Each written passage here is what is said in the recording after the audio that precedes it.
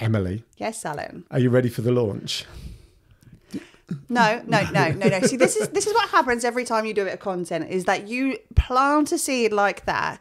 Immediately, I think, because this is what he's done, is DJ Jean, the song, and now I have that in my head for the rest of the day, and it's a really, really crap segue into what we're talking about today. It is a crap segue. But what we're talking about is the podcast, and we thought we'd share an update because we're bimbling along. We're in the summer holidays, but business goes on, life goes on. Absolutely. And therefore, we thought we'd share an update with where the podcast is ahead of the launch, which we're going to give you the date in a moment. And some things that are going well, some things that aren't. Well, it's not that any... You cannot say things aren't going well. We are the most organised we have ever been for a content project, an entire 11 and a bit years of business together. We are okay. That is true. And when I said things that aren't going well, what I actually mean is there's a bit we haven't answered yet. And, and that's it. So we have a question which we'd love your thoughts on coming up as well, especially if you podcast already. I'd love to know about your experiences in that, please.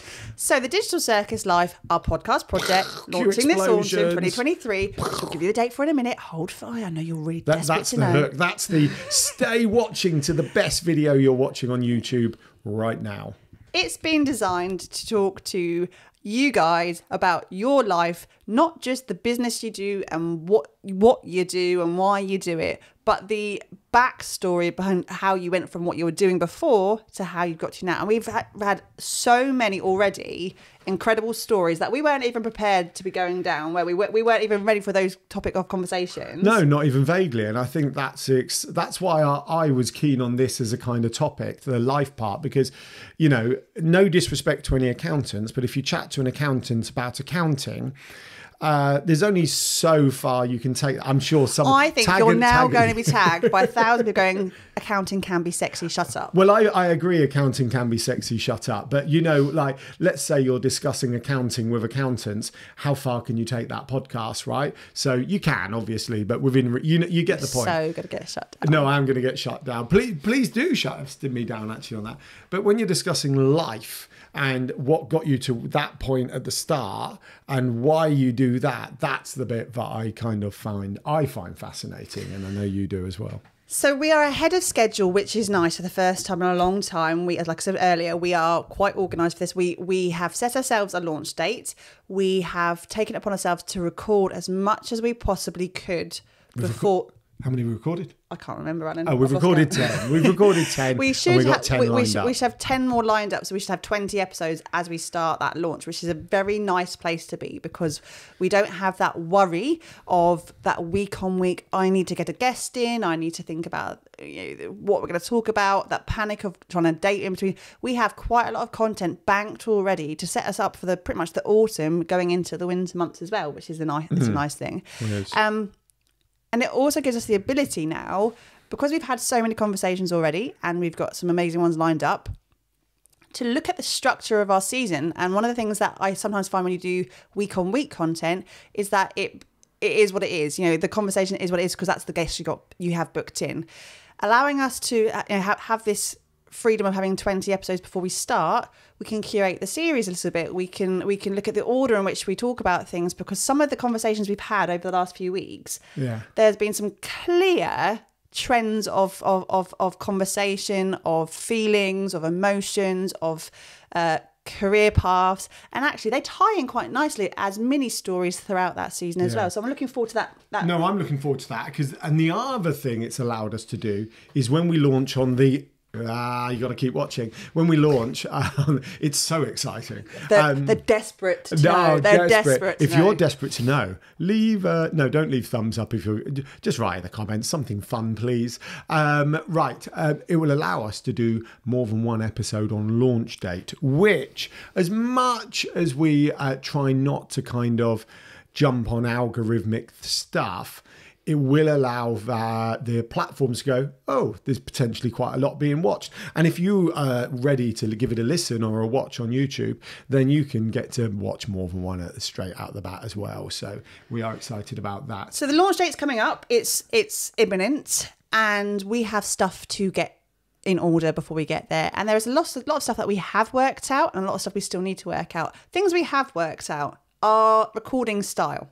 I think we've nailed that now. We're quite happy with how we've nailed that. Yeah, okay. It will be ever evolving, but we're quite happy with the format, with using Riverside. So we've moved to Riverside. Oh, this is really important because I was a StreamYard flag flyer for possibly 2 years. And the rest. We've moved to Riverside. Now, it's kind of like they were both doing their own thing and they both realized they needed to do more, but they've kind of maintained their initial thing. So StreamYard, I'd still go to for live streaming and multicasting, especially with its integration with Hopin, which is where we hosted the Digital Circus Live. But it seems Riverside is far superior for podcast recording, and spoke to, yes, I can mention a name. You know the rules. If we mention a name, you can tag 'em. Spoke to Trevor Young about his podcast because he uses Riverside. He was like, oh, I'm blown away with it. So he's Australian, so he went, I'm blown away with it, mate. Like that. He didn't. He wrote it in a message, a DM. Anyway, sorry, Australia, for that. For all of Australia. For all of Australia. Anyway, so Riverside's really good. Couple of key bits is you stream the conversation real time, but then it uploads the kind of native quality. So the output is always as good a quality as the input from your camera, not what the internet allows you. If you understand that, great. If you don't understand that, then it's a good thing. Another thing I really like is 4K export. So even if you only input at, let's say, 720, I know this is jargon, bear with us. I know. It allows you to save the video, export it from Riverside at 4K, which means everything's upscaled, so you get a better quality. Anyway, more real-time saving stuff is it's integrated AI clips and shorts, magic clips, magic shorts, which is just a massive time saver. Massive. And actually, I did speak to Trevor about this. We both agreed they seem to be better. It seemed to be better than the average AI clip generator, because Riverside... We've dabbled with a few, haven't we? We have dabbled with a few. You know, you do still, to this day though, tend to do your clips manually.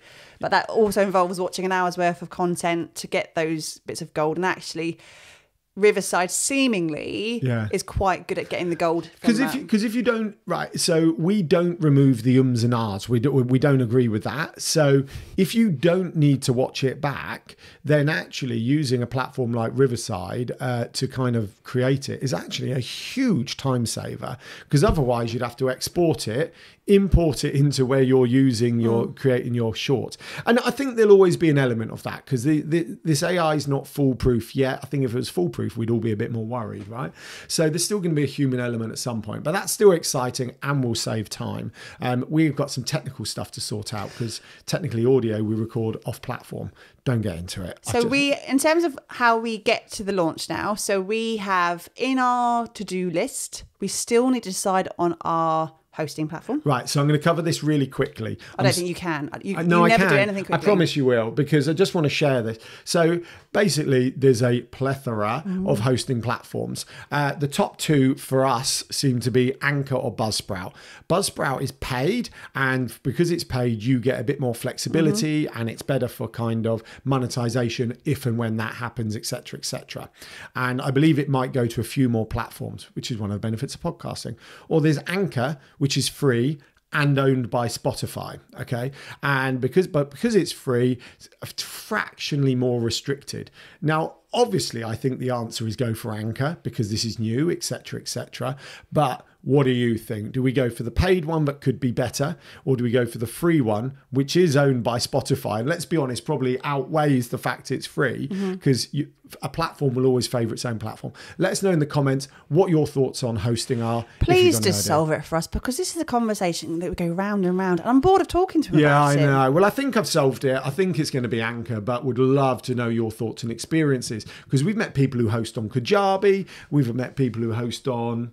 I can't think of any more. Stopped. I've gone blank like the other week when I was listing loads of couples. Because you're talking too much. Yes. Okay, finally. We also need to work on our get-in, I suppose, the get-in to the launch date. And that means covering off all of our artwork, all of our content in the build up to that, all blog stuff we need to be writing, our shorts, our intros, all of the brand collateral that goes along with the podcast that we could be sharing out, ready to do. And now the challenge with that for us at this point is time. it is definitely time, because between now and the launch, we have a couple of other projects in the pipeline. We're doing a lovely collaboration with MailerLite, which is really exciting. Well, as I say, it is confirmed. There's just the dates to be confirmed. So we are trying to make sure that we don't dilute our messaging with our content in the build up to the launch. So we're working towards... Oh, is this it? Everything wobbles. We're working towards Wednesday, September the 20th. I feel, cue all sorts of... Sorry, an explosion. I can rig that into this box, actually, this Zoom podcast box. Perhaps I should do it. I'll add that next time. Add that to the list. Right. So it's Wednesday, September the 20th, middle of the week. We're following our 2 p.m. launch. It shouldn't have been really too much of a surprise, if honest. That's it. See you soon. See you soon? No? Okay, go.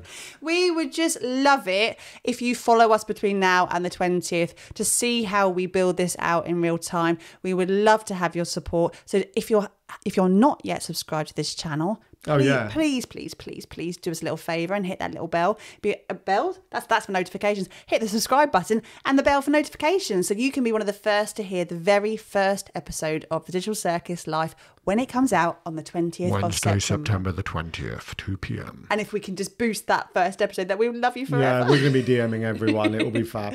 All right, thank you so much. And now we can say goodbye, Alan. Bye, Alan. Oh, that was rubbish. Bye, Alan. Bye. Bye.